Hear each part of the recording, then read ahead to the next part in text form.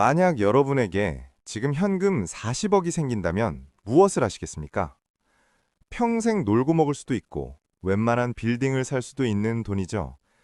로또 1등 당첨금이 요새 세후 15억 정도 하니까 로또를 3번 연속 당첨돼야 만져볼 수 있는 천문학적인 돈입니다.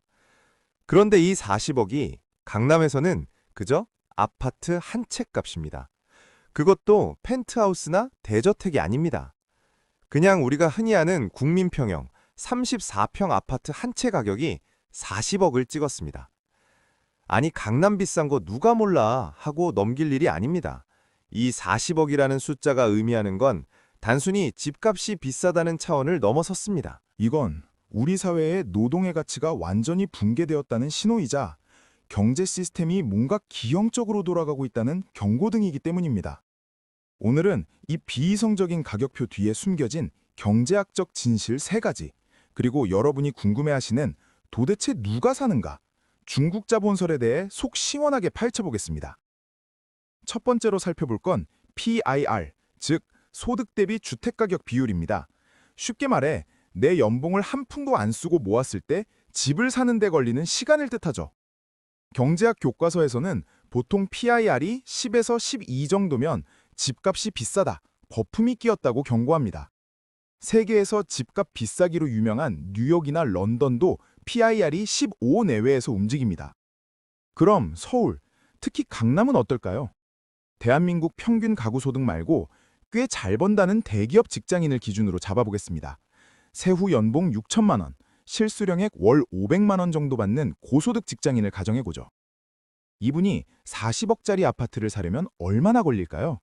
계산기를 두드려보면 무려 66년이 걸립니다.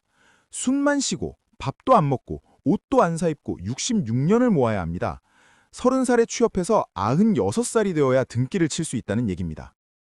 이건 더 이상 근로소득으로는 접근이 불가능한 영역이라는 뜻입니다. 우리가 학교에서 배운 열심히 일해서 저축하면 집을 산다는 공식은 강남 아파트 앞에서는 휴지 조각이 되어버린 겁니다. 여기서 많은 분들이 의문을 제기합니다. 한국 월급쟁이는 절대 못 사는데 거래는 계속되잖아. 도대체 누가 사는 거야? 가장 많이 나오는 이야기가 바로 중국인들이 다 사들인다는 소문이죠. 이게 과연 낭설일까요? 결론부터 말씀드리면 전부는 아니지만 무시할 수 없는 팩트입니다.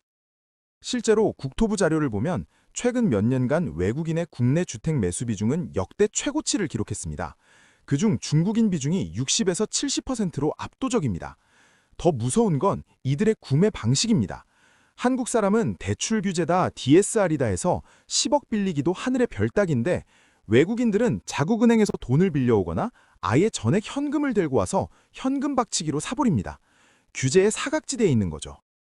하지만 모든 원인을 중국인 탓으로만 돌릴 수는 없습니다. 대한민국에는 우리가 상상하는 것보다 현금 부자가 훨씬 많기 때문입니다.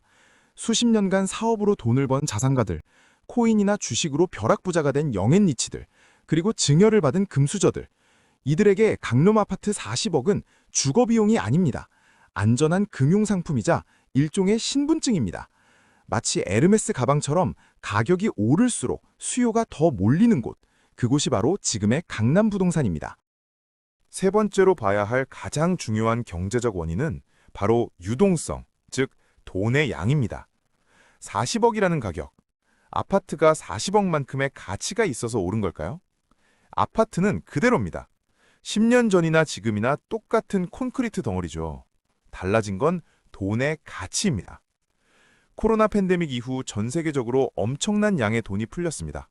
시중에 돈이 흔해지니 돈의 가치는 똥값이 되었고 상대적으로 실물 가산인 아파트 가격은 폭등한 것처럼 보이는 자산 인플레이션 현상입니다.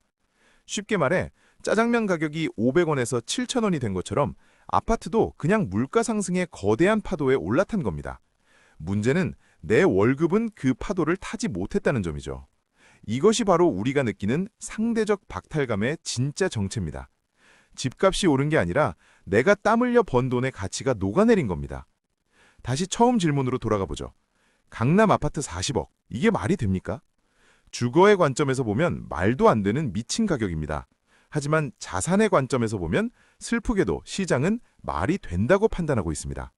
공급은 없는데 전 세계의 유동성과 안전자산을 찾는 수요와 대한민국 최상급지의 희소성이 맞물려 만들어낸 괴물 같은 숫자니까요.